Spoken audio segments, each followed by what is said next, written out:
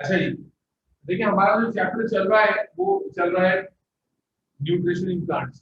ठीक है जी, nutrition in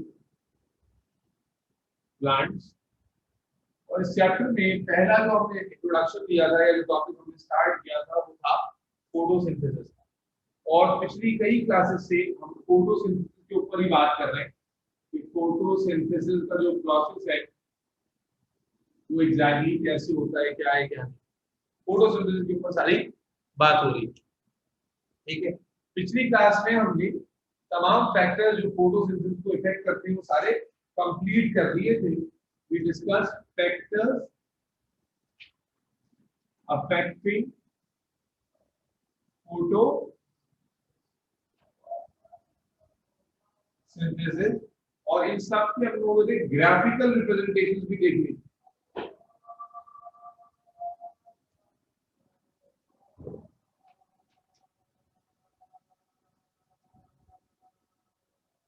ठीक है जी, ग्राफिकल रिप्रेजेंटेशन भी हमने इसकी देख ली थी। कोई कंफ्यूजन तो नहीं किसी को?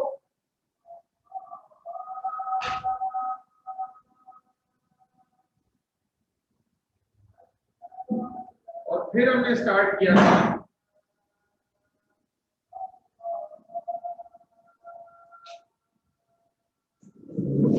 Structure of leaf.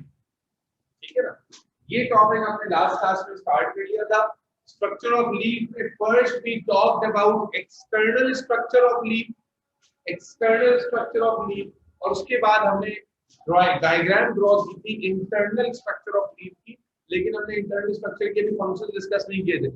Let me just redraw the diagram again, internal structure of leaf की थी, और फिर वहीं से डिस्कशन को रिज्यूम करें।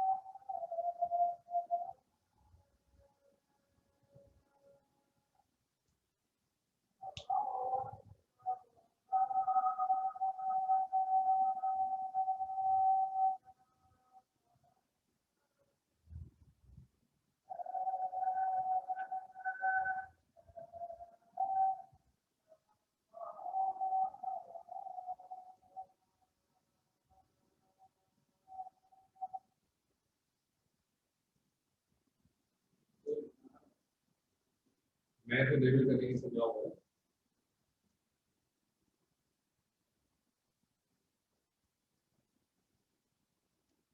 ये स्ट्रक्चर में लास्ट क्लास में आपके साथ ड्रॉ कर लिया था।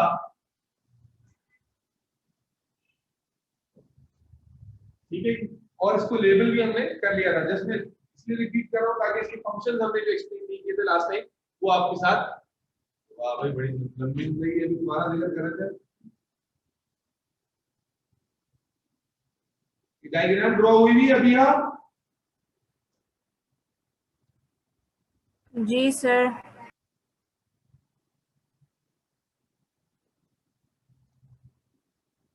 जनाब क्या लेवल्स थे? सबसे पहले ऊपर से अगर हम आते हैं तो पहली लेयर है, अपर लीफ की लेयर है, दैट इज अपर एपिडर्मिस। हाँ वैल्यू हुई तो upper epidermis, upper epidermis. Upper epidermis की प्रॉपर्टी क्या है? Number one. अब लास्ट टाइम हमने ये डिस्कस नहीं किया था, सिर्फ लेबल किया था। अब आज के सेशन में इसको डिस्कस करते जाते हैं कि अपर एपिडर्मिस क्या है, इसके बारे में आपको क्या बातें याद रखनी है और इसका रोल क्या है। अपर एपिडर्मिस के लिए आप क्या कहते हैं? It is a layer of flat sales. आपको नजर आ रहा है डायग्राम में, ये फ्लैट सेल्स है और फ्लैट सेल्स की एक लेयर है। दूसरा, it is a single layer of cells. क्या मतलब? एक ही लेयर होती है, इसके बाद लेयर नहीं होती। अपर एपिडर्मिस, पहला point, it is a layer of flat cells, number one. Number two, it is only a single layer of cells. ठीक है, दो बातें होंगी। तीसरी बात क्या है कि these cells they are there in the leaf but they do not contain chloroplast. They do not contain. जब क्लोरोप्लास्ट नहीं है तो क्लोरोफिल भी नहीं होगा, बिकॉज हम पढ़कर आए कि क्लोरोप्लास्ट के अंदर क्लोरोफिल होता है, ठीक है। तो these are the cells, point note करते जाएंगे। क्या पहला आ गया, फ्लैट सेल्स की लेयर है। दूसरा पॉइंट क्या आ गया कि फ्लैट सेल्स की लेयर है। दूसरा आ गया कि सिंगल लेयर है, एक सिंगल लेयर होती है बस, ठीक है। उसके बाद तीसरा point that these cells do not contain chloroplast. अब जब क्लोरोप्लास्ट नहीं है तो क्लोरोफिल भी नहीं होगा, और जब क्लोरोफिल नहीं है तो फोटोसिंथेसिस में भी पार्टिसिपेट शरीर नहीं करेगी। तो एपिडर्मिस हालांकि अपर एपिडर्मिस हालांकि किसमें है, लीफ में है, और हम यूजुअली क्या कहते हैं, leaf are the major sites of photosynthesis. लेकिन लीफ में upper epidermis are not playing और is not playing the role in photosynthesis. क्यों नहीं कर रही, because it does not contain chloroplast. Chloroplast और क्लोरोफिल इसमें नहीं होता। तो बेटा क्या कहा, पहला point flat layer of cell, दूसरा single layer, no chloroplast, no chlorophyll, no photosynthesis. Is that clear? अब सवाल ये पैदा हुआ कि ना क्लोरोप्लास्ट है ना क्लोरोफिल है ना फोटोसिंथेसिस में पार्टिसिपेट कर रही है, तो कर क्या रही है, दो काम कर रही है, दो काम कर रही है। पहली चूंकि ये ऊपर लेयर है, टॉप लेयर है, तो it is protecting the inner layer. अंदर वाली लेयर क्या कर रही है, अंदर वाले सेल्स को प्रोटेक्ट। तो पहला फंक्शन क्या हो गया, प्रोटेक्शन ऑफ इनर लेयर्स। तो अंदर वाली लेयर में बाकी सेल्स की, जिनको हमने लेबल किया हुआ था लास्ट डायग्राम में, लास्ट क्लास में, उनको दोबारा लेबल करता हूं। तो अंदर वाली सेल्स की लेयर्स को प्रोटेक्ट कर रही है। और दूसरा फंक्शन क्या है, लास्ट क्लास में बताया था कि these cells are responsible to secrete, these cells are responsible to secrete a waxy compound which makes a whole layer over the surface of leaf, and this layer is called cuticle। तो समझने की बात है, समझ में आ रही है नहीं आ रही है बिया? Is that clear? Yes sir, समझ आ रहे हैं। क्यूटिकल समझना, एपिडर्मिस का मैं सारा ये पूरा नोट बन गया एपिडर्मिस के 4 नंबर का, अगर आप समझ पाए दोबारा। It is a flat layer of flat cells. Number 2, it is this layer is made up of only, this is only a single layer of cells. Number 3, they cells do not contain chloroplast, thus do not contain chlorophyll, and as they do not have chlorophyll, they do not perform photosynthesis, or they do not participate in photosynthesis. Now the question is that why they are there then? Okay, they have two functions. As the outermost layer, they have the function of protection of inner cells. They have to protect the inner cells. Is this clear? They have to protect the inner cells. Yes or no? Second, कि वो क्या करते हैं, अब epidermis sales के जो epidermis के जो सेल्स हैं, they secrete a waxy compound. They secrete a waxy compound, and that waxy compound is called cuticle. ठीक है ना? ये waxy compound क्या कहलाता है, cuticle. Cuticle is the whole layer. Cuticle is the whole layer which is made up of wax called cutin. Cutin, ठीक है ना? अब इस wax का फंक्शन क्या होता है, देखो waxy लेयर की वजह से क्या होता है, प्लांट पे मुसलसल लाइट पड़ रही है, जिससे वो गर्म होगा तो इवेपोरेशन होगी, वाटर लॉस होगा। तो वैक्स की वजह से क्या होता है, it prevents the excessive water loss. Cuticle की फंक्शन की वजह से क्या होता है, क्यूटिकल के होने की वजह से क्या होता है, it prevents the excessive water loss. कि जो ऊपर वैक्स की कवरिंग है वो बहुत ज्यादा वाटर लॉस को क्या करती है, प्रिवेंट करती है। या इसको हम यूं भी कहते हैं कि इट प्रिवेंट्स, जो फैट वैक्स है ना बेटा, वैक्स की लेयर क्या करती है, एज एन इंसुलेटर एक्ट करती है। इंसुलेटिंग इफेक्ट होने की वजह से it prevents the frying of leaves. आप सोचो, लीफ पर ऊपर वाली सरफेस पे डायरेक्ट हीट आ रही है, या दोनों, अगर उसके ऊपर कोई इंसुलेटर नहीं होगा तो लीफ फ्राई हो जाएगा। फ्राई होने का मतलब क्या है, इतनी गर्मी उसमें आ जाएगी, सरफेस पर आ जाएंगे। तो insulating layer of cuticle is there. और इसीलिए जो प्लांट जितना ज्यादा गर्मी में रहते हैं उनमें क्यूटिकल उतनी थिक होती। क्यों? क्योंकि cuticle is there to prevent the effect of heat. सही? जो प्लांट जो जीरोफाइट्स होते हैं, जो डेजर्ट वाले प्लांट्स होते हैं, उनमें क्यूटिकल सबसे थिक होती। क्यों? क्योंकि cuticle has the function to provide insulation, to protect the leaf, the inner cells from the effect of temperature. It acts as an insulating layer. Is that clear? समझ में आ रही? तो एपिडर्मिस से related पढ़ाई पूरे हो गए, मेरे ख्याल है पैराग्राफ आराम से बन गया होगा। One last time, flat layer है, सिंगल लेयर है, क्लोरोप्लास्ट कंटेन नहीं करती, क्लोरोफिल कंटेन नहीं करती, फोटोसिंथेसिस में पार्टिसिपेट नहीं करती। क्या करती है? नंबर 1 प्रोटेक्ट करती है अंदर वाली सेल। नंबर 2 ये प्रोड्यूस करता है एक वैक्स जिसकी वजह से एक लेयर बनती है टॉप पर जिसको हम क्यूटिकल कहते हैं, and that cuticle is responsible for insulating the effect of temperature, ठीक है ना? और it protects the frying of leaf, इसको हम कहते हैं लीफ को फ्राई होने से बचाता है, extreme condition, extreme effect of temperature से प्रिवेंट करता है। यस और नो? इसीलिए मैंने क्या कहा कि जितने भी जीरोफाइट्स हैं, जीरोफाइट प्लांट को कहते हैं तो एक्सट्रीम हॉट टेम्परेचर पे रहते हैं, तो जितने भी जीरोफाइट्स हैं जो डेजर्ट में रहने वाले प्लांट्स हैं उनके ऊपर इंतहाई थिक क्यूटिकल होती है। Is that clear? और जो ठंडे इलाकों में रहने वाले प्लांट्स हैं उनके ऊपर क्यूटिकल या तो होती ही नहीं है या बहुत थिन लेयर होती है। Does this make sense? भाई प्लांट का सेक्शन बायोलॉजी में बड़ा इंपॉर्टेंट है और आपको रीजंस के साथ समझना पड़ेगा। जब प्लांट के रीजन समझ में आएंगे तो बोरिंग नहीं लगेगा, फिर लगेगा कि हाँ हमारे पल्ले आ रहा है, ठीक है? तो रीजन अगर आपसे एग्जाम में पूछता है कि भाई जो ड्राउट कंडीशन या जो एक्सट्रीम हॉट कंडीशन में रहने वाला प्लांट है और एक जो एक्सट्रीमली नॉर्मल कंडीशन में या कोल्ड कंडीशन में रहने वाला प्लांट है उसमें क्या फर्क होगा, तो आप कहेंगे दोनों की क्यूटिकल की थिकनेस अलग अलग होगी। जो हॉट कंडीशन में रहता है उसकी क्यूटिकल बहुत ज्यादा थिक होगी, क्योंकि हम जानते हैं cuticle is there to prevent the effect of temperature. Yes और नो? कोई confusion?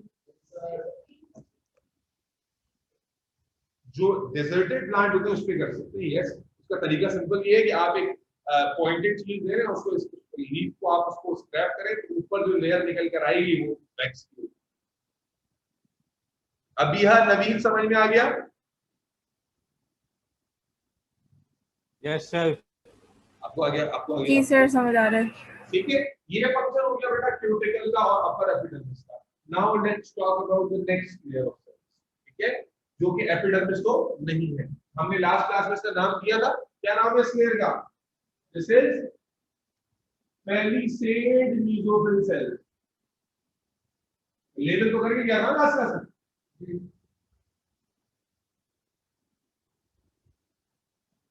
Palisade mesophyll cells, palisade mesophyll cells बेटा ये सेल्स बड़े इंपॉर्टेंट, बहुत इंपॉर्टेंट। लीफ के अंदर सबसे इंपॉर्टेंट सेल यही वाली कंपैरेटिवली। अगर मैं इसमें एक सेल को बड़ा करके बनाऊं तो इस तरह का इलोंगेटेड शेप है इस सेल का, और ये वो सेल्स हैं जिनके अंदर अबंडेंट क्वांटिटी है किसकी? बोलो भाई, अबंडेंट क्वांटिटी है किसकी? क्लोरोप्लास्ट की। किसकी भाई? क्लोरोप्लास्ट की। और जब मैं कहता हूं कि सबसे ज्यादा क्वांटिटी में क्लोरोप्लास्ट कहां है? यहां पर है, तो क्या मैं ये कह सकता हूं कि यही वो मेजर सेल्स होंगे जो फोटोसिंथेसिस करते हैं प्लांट के लिए? लीफ के अंदर जो मेजर सेल्स जो फोटोसिंथेसिस के लिए रिस्पांसिबल है वो ये वाला। सारा लीफ नहीं कर रहा, देख लो, एपिडर्मिस नहीं कर रही थी, ठीक है, ये पैलिसेड सेल्स कर। अब जरा समझना, एग्जाम में सवाल आ जाता है, एक तो एमसीक्यू आ गया कि सबसे ज्यादा फोटोसिंथेसिस लीफ में कहां होगी? आंसर है पैलिसेड सेल। अगर आपसे पूछे क्यों, तो आप कहोगे they contain abundant quantity of chloroplast. Yes और नो? अब एक सवाल P2 में आ जाता है कि discuss the adaptation of palisade cells which makes them ideal for their function। Palisade cells की वो एडेप्टेशन लिखें जिसकी वजह से वो अपने फंक्शन में आइडियली परफॉर्म कर पा रहे हैं अपने फंक्शन, ठीक है? तो फंक्शन मेजरली क्या है? फोटोसिंथेसिस करना। यस और नो? बोलो भाई। Yes sir. Yes sir. अब देखो इसके लिए क्या क्या एविडेंस है।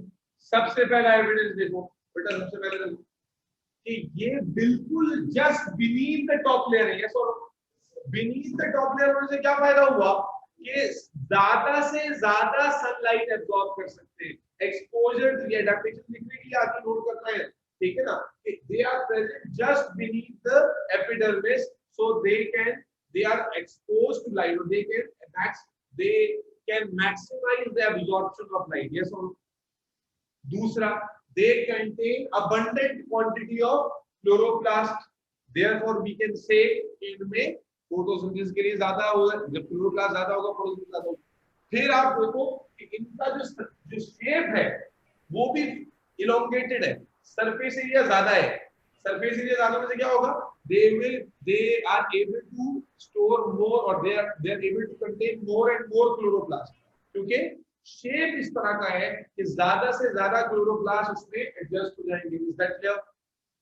दोबारा सुनो, पहले क्या कहा मैंने, बीनीथ द सरफेस है जिसकी वजह से ज्यादा लाइट को एब्जॉर्ब कर सकते। दूसरा, abundant quantity of chloroplast contain कर रहे हैं जिसकी वजह से ज्यादा फोटोसिंथेसिस कर सकते हैं। तीसरा, कि इलोंगेटेड शेप के हैं जिसमें सरफेस एरिया ज्यादा है, so that they can accommodate more and more chloroplast, yes और no, they can accommodate more and more chloroplast.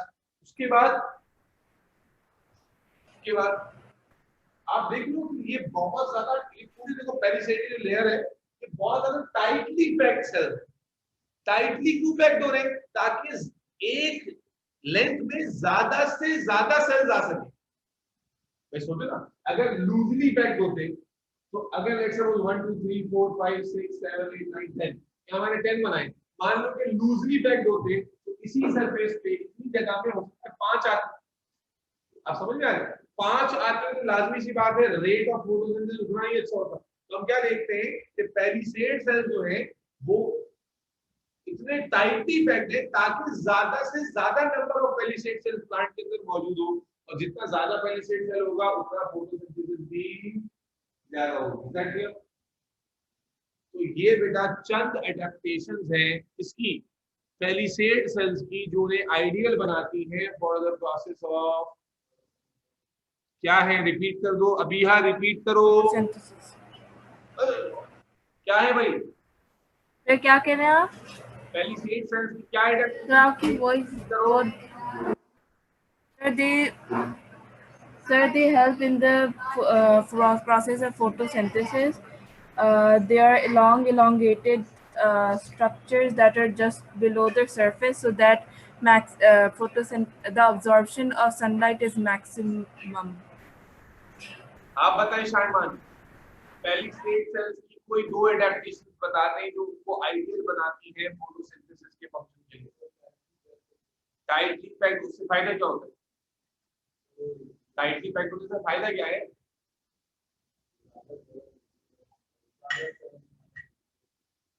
Number of cell count बढ़ जाएगा, और दूसरा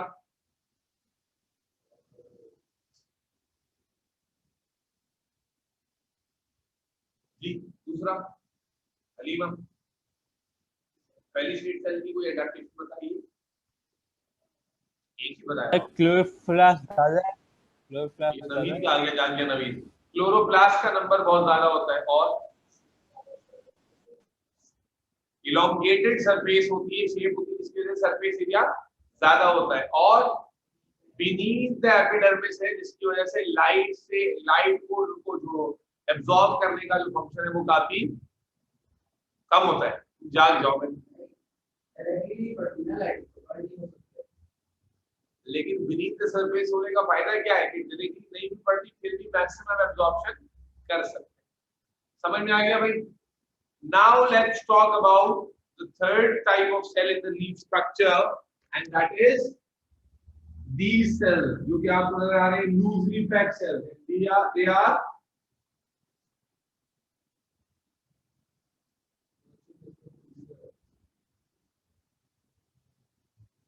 spongy mesophyll cells. ये क्या है? Spongy mesophyll cells. जैसा कि आपको फीचर्स नजर आ रहे हैं कि नंबर 1, ये यूजुअली स्फेरिकल या ओवल इन शेप होते हैं, जबकि ये फ्लैट से, ये इलोंगेटेड से, ये क्या है, पहला फीचर क्या है कि दे आर यूजुअली स्फेरिकल और oval in shape. Number 2, they are loosely arranged in such a way that they have large spaces in between them, and these spaces are called air spaces. These spaces are called air spaces. Point number one, they are spherical or oval in shape. They are loosely arranged in such a way that there are large spaces in between them, and which are called air spaces. Is that clear? Is that clear? Yes, sir. यहाँ एक बड़ी important बात है जो अब मैं बताऊंगा तुम्हें.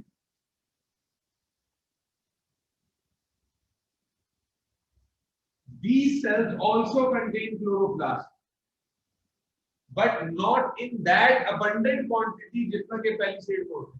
But they do have, बोलो यार, chloroplast. Chloroplast इनमें भी मौजूद है. palisade जितना नहीं होता, लेकिन बहरहाल होता है. ठीक हो गया? तो इसका मतलब क्या ये फोटोसिंथेसिस में पार्टिसिपेट कर सकते हैं? बिल्कुल कर सकते हैं. क्या यहाँ पर भी ग्लूकोज बनेगा? बिल्कुल बनेगा. समझ में आ रही है? पैराग्राफ बना दियो, लंबा कर दियो, ताकि जो सर इसके अंदर क्लोरोफिल होता है. क्या बोल रही हो? इसके अंदर क्लोरोफिल होता है. क्लोरोप्लास्ट है, तो क्लोरोप्लास्ट के अंदर क्लोरोफिल और प्लाज्मा की बात है. Yes sir. सही है? Yes sir. बोल मैं रहा हूँ, चीज बन रहा हूँ, खाली तुम बोल जी. अभी बता रहा हूँ, आ रहा हूँ, अभी तो शुरू किया था, नहीं बताऊंगा. समझना क्या क्या बातें हो गई. स्फेरिकल या ओवल इन शेप है, लूजली अरेंज्ड है, एयर स्पेस होती है, क्लोरोप्लास्ट कंटेन करते हैं, क्लोरोफिल होगा, फोटोसिंथेसिस करेंगे, ग्लूकोज बना सकते हैं. और अब सवाल ये कि इनका इस अलग से कोई फंक्शन क्या है? अलग से फंक्शन समझना.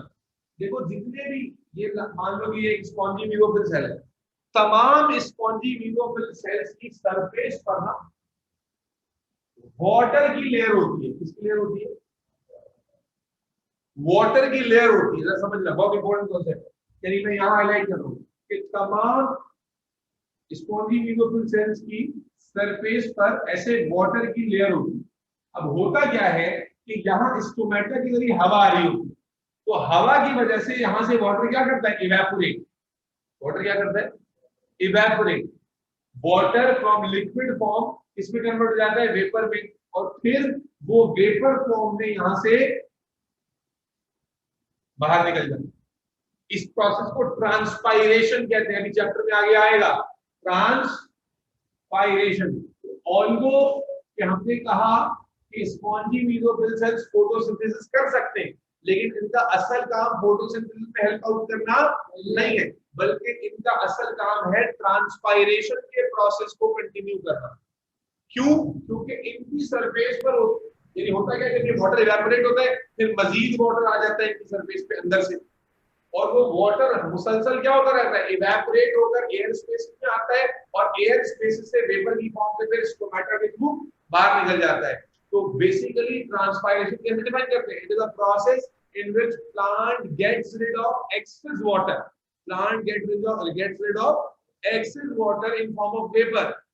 Plant जो है अपना जो excess water जो नीचे से मुसलसल आ रहा है उसको स्टोर नहीं कर सकता, उसको वो इवेपोरेट करके निकालता रहता है. और स्पॉन्जी म्यूकोफिल सेल्स का यहाँ पर बहुत इंपॉर्टेंट रोल है.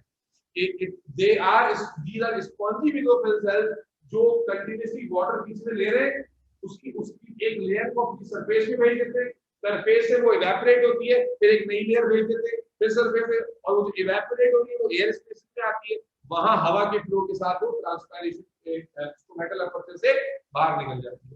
तो बेसिकली स्पॉन्जी म्यूकोफिल सेल्स का जो मेजर रोल है वो है ट्रांसपिरेशन में. और जो पाथवे ऑफ ट्रांसपिरेशन वो क्या है? Layer of aqueous layer on the cell surface evaporates into water vapors into air spaces, and then from air spaces they move out into the environment via stomata. तो ये सिर्फ excess water निकालते हैं या like oxygen as a byproduct निकालते हैं? नहीं, oxygen का रोल यहाँ नहीं. ऑक्सीजन तो वैसे ही निकल जाएगी, गैस है. लिक्विड वाटर को रिमूव करना इज डिफिकल्ट, और वाटर को रिमूव करने के अंदर इन सेल्स का बहुत ही इंपॉर्टेंट रोल होता है. Yes sir. तो क्या क्या पॉइंट्स लिख लिए तुम लोगों ने? They are loosely packed and there are spaces between them called air spaces. They contain chloroplasts in them, but not as much quantity as the what's it called pericycle. And water comes in from the water comes in and is taken out by the stomata. They play an important role in the process of transpiration by removing water from their surface. Okay? And they are also somewhere playing their role in the process of photosynthesis because they contain chloroplast, but the quantity of chloroplast is not that abundant as compared to palisade cells. So majority या major function photosynthesis जो है वो perform होता है palisade cell से, जबकि जो ये वाले cells हैं they also play their role in the process of photosynthesis. Now let's talk about the lower epidermis. देखो lower epidermis जो है ये lower epidermis भी फ्लैट सेल्स की लेयर है. क्या ख्याल है? लोअर एपिडर्मिस भी फ्लैट सेल्स की लेयर है और ये भी एक सिंगल लेयर है.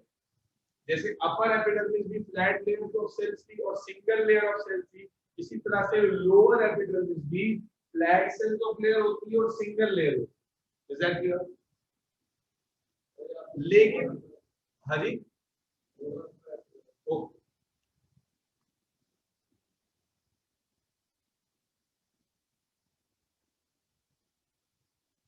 है. और बिल्कुल अपर एपिडर्मिस की तरह यहां पर भी क्लोरोप्लास्ट नहीं होते, इसलिए हम कहेंगे they do not contain chloroplast, therefore they can not also take part in process of photosynthesis. ये भी फोटोसिंथेसिस नहीं कर सकते like upper epidermis. But unlike upper epidermis ये वैक्स भी सीक्रेट नहीं कर सकते. अपर एपिडर्मिस से वैक्स सीक्रेट होती थी, लोअर एपिडर्मिस से नहीं होती. यानी क्यूटिकल ऊपर वाली लेयर पे तो होती है, नीचे वाली लेयर पर नहीं होती. ये पहला डिफरेंस है. दूसरा डिफरेंस क्या है? देखो पहले सिमिलैरिटी थी, ये भी फ्लैट, ये भी फ्लैट, ये भी सिंगल लेयर, वो भी सिंगल लेयर. इसमें भी क्लोरोप्लास्ट नहीं, इसमें भी क्लोरोप्लास्ट नहीं. ये भी फोटोसिंथेसिस करेगी, वो भी फोटोसिंथेसिस नहीं करेगी. ऐसा हो जाएगा. ये सारे क्या है? सिमिलैरिटी. एग्जाम में पूछेगा जब कॉन्सेप्ट होगा तो ये रट्टा हो जाएगा. ठीक है. लेकिन डिफरेंस क्या है कि ये वैक्स सीक्रेट नहीं कर सकती, वो कर सकती है. क्यूटिकल इसके ऊपर होती है, इसके ऊपर नहीं होती. अब यह क्लियर है? Yes, sir. अच्छा, दूसरा डिफरेंस क्या है कि upper epidermis is continuous layer of flat cell, लेकिन लोअर एपिडर्मिस में जगह जगह पर इंटरप्शन होती है by bean shape cell. Lower epidermis एक कंटीन्यूअस लेयर ऑफ सेल्स नहीं है, बल्कि उसमें जगह जगह पर दूसरे सेल्स आते हैं जो बीन शेप या किडनी शेप होते हैं. और इन सेल्स को हमने लास्ट टाइम लेबल किया था, क्या कहते हैं? Guard cell. सही पढ़ा रहा हूं मैं? समझ तो नहीं आ रहा? Guard cells. और ये जो गार्ड सेल्स हैं they are guarding an opening and this opening is called stomata. तो लास्ट टाइम भी बताकर गया था कि स्टोमेटा ओपनिंग होती है और गार्ड सेल वो सेल है जो स्टोमेटा बनाते हैं. गार्ड सेल है और स्टोमेटा ओपनिंग है. ठीक है. और गार्ड सेल के अंदर भी क्लोरोप्लास्ट होता है, लेकिन सबसे कम क्वांटिटी में. क्लोरोप्लास्ट है तो ले सकते हैं ना. अपर एपिडर्मिस लोअर एपिडर्मिस में तो नहीं होगी फोटोसिंथेसिस, लेकिन गार्ड सेल्स में होगी. इस सवाल बहुत आता है कि फोटोसिंथेसिस कौन सेल में हो सकती है, कौन से नहीं हो सकती. इनमें और इनमें नहीं हो सकती, लेकिन पैलिसेड में भी होगी, स्पॉन्जी में भी होगी और गार्ड में भी होगी. और अगर ऑर्डर वाइज अरेंज किया जाए तो पहली स्टेज में सबसे ज्यादा होगी, स्पॉन्जी में दूसरे नंबर पर और गार्ड में सबसे मिनिमम. यस और नो? सर क्या चीज कम होगी? फोटोसिंथेसिस. अच्छा अच्छा. सही है? Yes sir. नहीं कम होगा बहुत. अच्छा, दूसरी चीज गार्ड सेल का काम क्या है? जैसे कि आपको हमने देखा डायग्राम में कि guard cells are basically making an opening called stomata.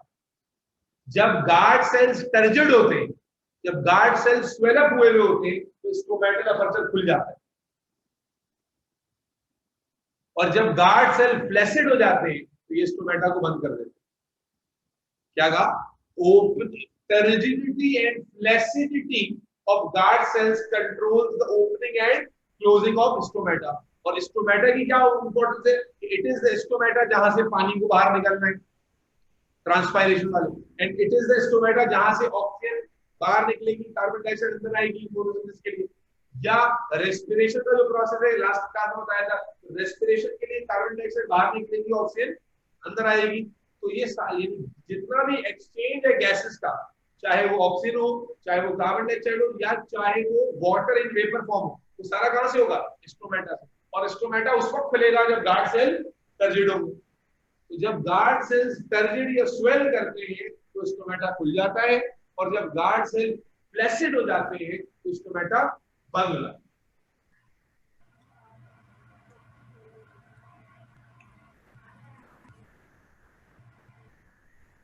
Sir एक सवाल है, जो एयर स्पेसेस होते हैं उसमें कंटिन्यू पानी भरा होता है या कभी वक्त आते कि पानी नहीं होता उसमें? नहीं, हमेशा ही एयर स्पेस में वाटर वेपर्स होते हैं, लेकिन बस ये है कि कभी ज्यादा कभी कम। अच्छा सर। कभी ज्यादा कभी कम, bubble gum.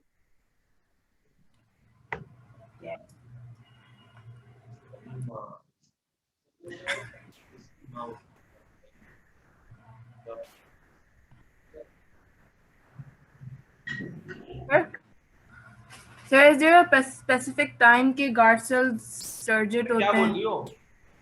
Sir, is there a specific time के stomata guard cells के लिए लाइट जरूरी है, तो स्टोमेटा सिर्फ दिन में खुला होता है, रात में स्टोमेटा। ओह अच्छा, नहीं होता। बहुत बेहतरीन सवाल आ गया। अब देखो जब सही बात पढ़ोगे तो पता चलेगा। बता, स्टोमेटा के ओपनिंग के लिए लाइट जरूरी है। इसका मतलब ये हुआ कि प्लांट का स्टोमेटा दिन में खुला होगा और रात में बंद। अब इससे एक सवाल क्रिएट हो जाता है, अगर ठीक है दिन में खुला हुआ है, दिन में खुला हुआ है तो भाई फोटोसिंथेसिस भी चल रही है और रेस्पिरेशन भी चल रही है, फोटोसिंथेसिस भी चल रही है और रेस्पिरेशन भी चल रही है। लेकिन अगर रात में स्टोमेटा बंद हो गया, रात में स्टोमेटा बंद हो गया तो फोटोसिंथेसिस तो रुक जाएगी, लेकिन रेस्पिरेशन का क्या? क्योंकि रेस्पिरेशन को तो रात में भी चल रहा है, और रेस्पिरेशन के लिए प्लांट को क्या चाहिए? ऑक्सीजन चाहिए। क्या ख्याल है भाई? बात समझ में आ रही है? समीर ने बड़ा बेहतरीन सवाल उठाया, और यूजुअली एक अच्छा बच्चा ही उठाता है जो गौर कर रहा हो। अगर हम ये कहते हैं कि कल ही बल्कि लास्ट क्लास में मुझे बताया ना कि फोटोसिंथेसिस दिन में चलती है, रेस्पिरेशन दिन और रात दोनों में चलती है। तो सवाल यहाँ ये है कि अगर स्टोमेटा रात को बंद हो गया है तो फोटोसिंथेसिस तो रुक गई, लेकिन रेस्पिरेशन कैसे होगी? उसके लिए ऑक्सीजन कहां से आएगी? तो भाई होता ये है कि दिन में जो फोटोसिंथेसिस हो रही होती है उसमें जो ऑक्सीजन प्लांट प्रोड्यूस करता है उसका एक सर्टेन पोर्शन प्लांट स्टोर करता है रात के लिए, ताकि उसे रात में रेस्पिरेशन में यूज किया जा सके। क्या काम है कि प्लांट जो फोटोसिंथेसिस करता था, फोटोसिंथेसिस में ऑक्सीजन बनती है ना, नहीं बनती? Yes, sir. फोटोसिंथेसिस के प्रोसेस में ऑक्सीजन बनती है, तो ऑक्सीजन सारी की सारी रिलीज नहीं कर देता। और ये जब आप नोट्स पढ़े, नोट्स में पैराग्राफ में ये लिखा है कि प्लांट जब फोटोसिंथेसिस कर रहा होता है तो उससे जो ऑक्सीजन प्रोड्यूस होती है उस ऑक्सीजन को भी मुकम्मल तौर से जाया नहीं करता, और इसी तरह प्लांट जो रेस्पिरेशन कर रहा होता है उस रेस्पिरेशन में जो कार्बन डाइऑक्साइड बनती है उसको भी मुकम्मल तौर से प्लांट सारी जाया नहीं करता। प्लांट में दोनों प्रोसेस इंटरकनेक्ट हो जाते हैं। जरूरत पड़ने पर रेस्पिरेशन में प्रोड्यूस होने वाली कार्बन डाइऑक्साइड को प्लांट फोटोसिंथेसिस में इस्तेमाल कर लेता है। क्योंकि फोटो देखो ना, समझो फोटोसिंथेसिस में कार्बन डाइऑक्साइड यूज होती है और रेस्पिरेशन में प्रोड्यूस होती है, जबकि फोटोसिंथेसिस में ऑक्सीजन प्रोड्यूस होती है और रेस्पिरेशन भी यूज होती है। कंफ्यूज नहीं होना। तो प्लांट जरूरत पड़ने पर क्या करता है, दोनों प्रोसेस को इंटरकनेक्ट कर लेता है। कैसे कि फोटोसिंथेसिस में जो ऑक्सीजन प्रोड्यूस की उसे अपनी रेस्पिरेशन में यूज कर लेगा, और रेस्पिरेशन में जो कार्बन डाइऑक्साइड प्रोड्यूस की उसे अपनी फोटोसिंथेसिस में इस्तेमाल कर लेगा। ये कोई नई बात नहीं बता रहा हूँ, that's quite normal with plant. समझ में आ रही बात? प्लांट दोनों प्रोसेस को इंटरकनेक्ट कर पाता है, ठीक है। और प्लांट, हाँ, प्लांट हर वक्त रिजर्व रखता है कार्बन डाइऑक्साइड ऑक्सीजन का, और उसी वक्त रिलीज करता है जब रिजर्व क्वांटिटी अवेलेबल हो। और जब नोट्स पढ़ोगे ये बात एग्जैक्टली लिखी है हमने, समझ क्या काम है कि प्लांट जरूरत पड़ने पर अपने ऑक्सीजन, रेस्पिरेशन और फोटोसिंथेसिस को कनेक्ट कर देगा, और इस प्रोसेस को कहते हैं फोटो रेस्पिरेशन। क्या कहते हैं? जहां फोटोसिंथेसिस और रेस्पिरेशन क्या हो जाए, कनेक्ट। ये प्रोसेस आइडियल तो नहीं है, लेकिन गुजारे के लिए काफी। आइडियल तो नहीं है, आइडियल तो क्या है, फोटोसिंथेसिस अलग चले, रेस्पिरेशन अलग चले। क्या करता है प्लांट इस प्रोसेस में कि जब जरूरत पड़ी, जैसे रात को उसको पता है कि उसको बेटा बंद हो जाएगा, तो ऑक्सीजन कहां से आएगी, तो वो क्या करता है, ऑक्सीजन चूंकि उसको पता है रात में इस्तेमाल करनी होगी, तो फोटोसिंथेसिस जो ऑक्सीजन बन रही होती है दिन में, उसका एक सर्टेन अमाउंट रिजर्व कर लेता है रात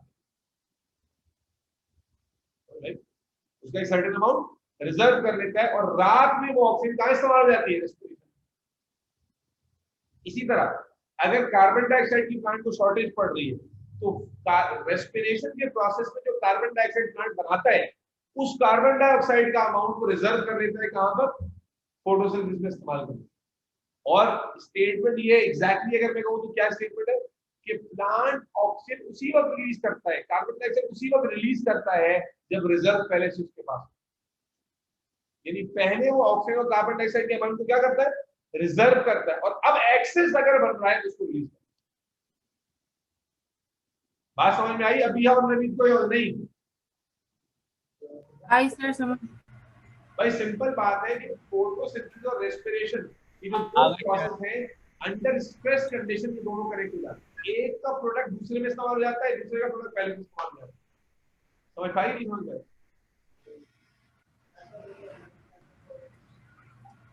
जी नहीं बोला, इसी को सर्वाइवल के लिए एक तरीके कार है, लेकिन ये आइडियल नहीं। ठीक हो गया? That's all about the internal structure of leaf and its function. एक एक अच्छे से पॉइंट समझ में आ गया, नहीं आया? कोई मसला? सर अब हेडिंग बनाओ। ये चैप्टर का मेजर पार्ट तो हो गया था। तो ये चैप्टर में फोटोसिंथेसिस था, उसके फैक्टर्स थे, हर फैक्टर को हमने इंडिविजुअली डिस्कस किया, उसके ग्राफ्स को डिस्कस किया, उसके बाद हमने फिर जो है एक्सटर्नल स्ट्रक्चर ऑफ लीफ को डिस्कस किया, फिर इंटरनल स्ट्रक्चर को डिस्कस किया, और हर स्ट्रक्चर के बारे में मैंने आपको एक पैराग्राफ दिया है, तो मोर देन इनफ है आपके एग्जाम के आंसर के लिहाज से।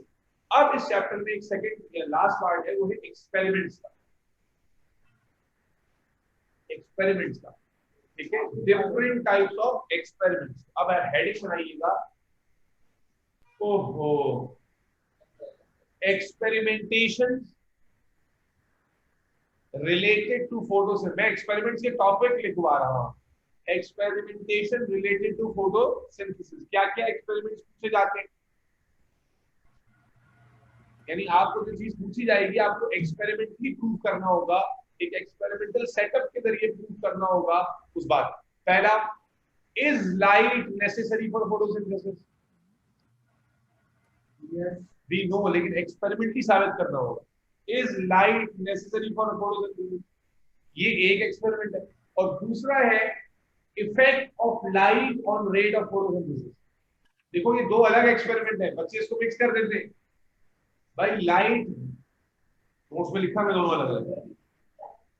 Is light necessary for photosynthesis, ये एक अलग एक्सपेरिमेंट होने वाला है। और how light intensity is related to rate of photosynthesis, ये एक अलग बात है। तो लाइट से रिलेटेड ये दो बातें होंगी। फिर इज क्लोरोफिल नेसेसरी फॉर, तीसरा एक्सपेरिमेंट क्या होगा, is chlorophyll necessary for photosynthesis? तो हमें पता है yes it is necessary, but experiment ही साबित करना हो। Next, is carbon dioxide required for photosynthesis?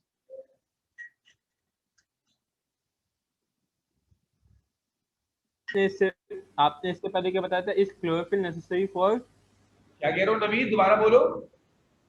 नहीं, आपने इससे पहले क्या बताया था? कार्बन डाइऑक्साइड वाले से पहले क्या बताया था?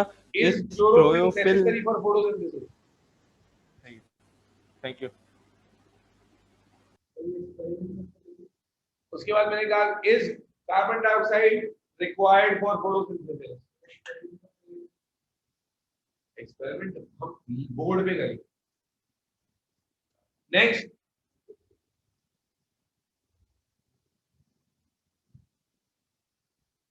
how temperature affects the rate of photosynthesis? How temperature affects the rate of photosynthesis? मैं सोच रहा हूँ प्रैक्टिकली करा देना चाहिए ना।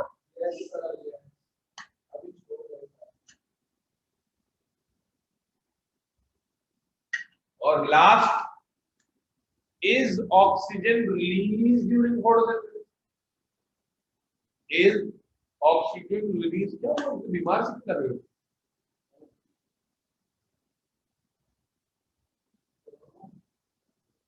Is oxygen released during photosynthesis? कितने एक्सपेरिमेंट हो गए? तो ये 6 तरह के एक्सपेरिमेंट पूछे जा सकते हैं। आपको बेसिक आइडिया समझना पड़ेगा और बस ऐसा है। हाँ जी, सारों में आप असल में लिमिटिंग फैक्टर्स को टेस्ट करेंगे और उनका एग्जैक्ट इफेक्ट क्या हो सकता है, इफेक्ट क्या होता है उसको ये एक्सपेरिमेंटल तरीके से होगा, लेकिन हम एक्सपेरिमेंट नहीं करेंगे, हम उसे थ्योरेटिकली समझेंगे कि यूं करेंगे तो यूं होगा और ऐसा करेंगे तो वैसा होगा और फलाना और ढिमका। ठीक है, नोट्स के अंदर ये सारे एक्सपेरिमेंट्स लिखे हुए हैं, लेकिन इसके ऊपर डिस्कशन बहरहाल होगी इंशाल्लाह। अब मैं आपको बायो के टेस्ट के स्कोर बता देता हूँ। न्यूट्रिशन इन एनिमल्स का जो टेस्ट हुआ था उसके स्कोर जान लेते हैं और ग्रुप पे भेज देते हैं।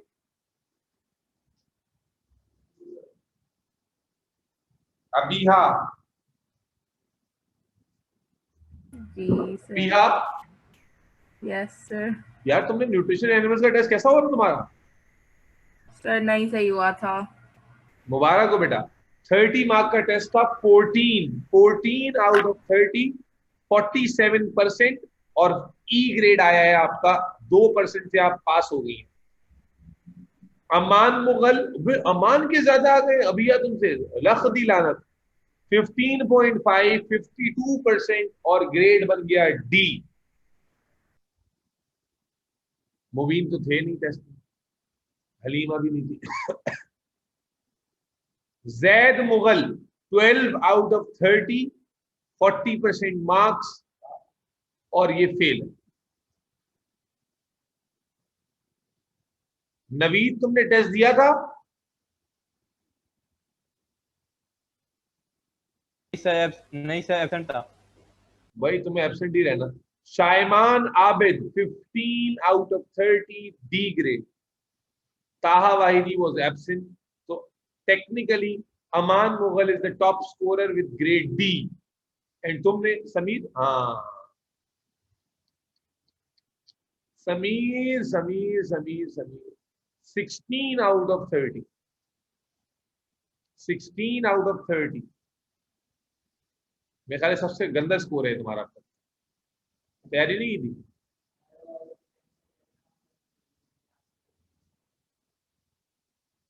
हालांकि इतना इंपॉर्टेंट चैप्टर था। बहरहाल ये आपके टेस्ट कोर्स थे, ग्रुप पे डाल दिया जाता है, ठीक है ना, और बेगैरती कंटिन्यूज है।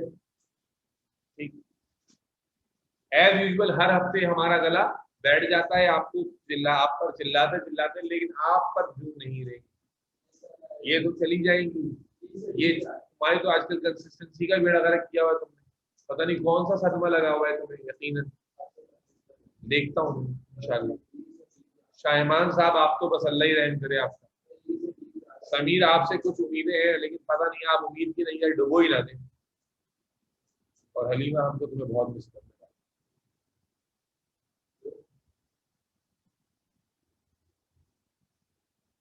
ठीक है जी, तो इंशाल्लाह एक्सपेरिमेंटल एविडेंसेस की बात होगी अगले लेक्चर में। जब तक के लिए अपना बहुत सारा ख्याल रखिएगा। अल्लाह।